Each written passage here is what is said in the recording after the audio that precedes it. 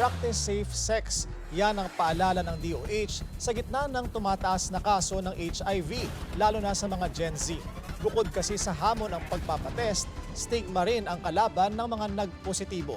Narito ang agenda report ni Pierre Pastor. 11 years nang living with HIV si Lawrence at 9 na taon na siyang nadeklara na undetectable.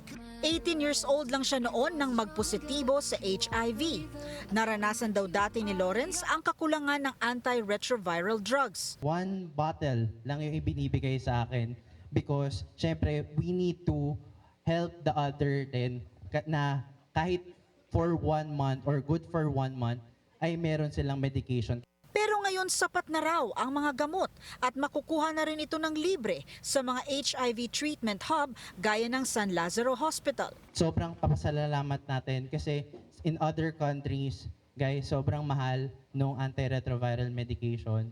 And dahil doon, napabuti yung kalagayan ko. And right now, I'm already undetectable.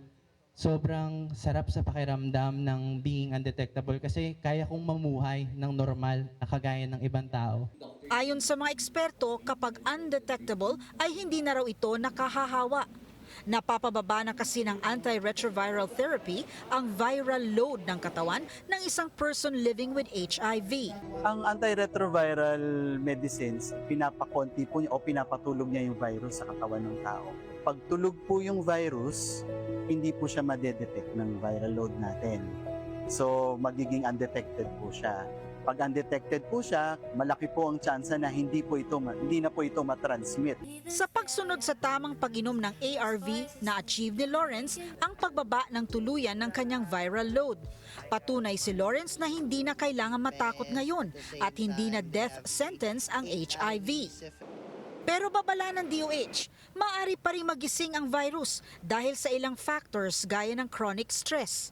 Kaya ang antiretroviral therapy ay parang maintenance medicine para sa high blood na palagi nang iinumin. Payo rin ng DOH, huwag maging pabaya lalo na ang mga kabataan. Iwasan ang risky sexual practices at kilalaning mabuti ang partner.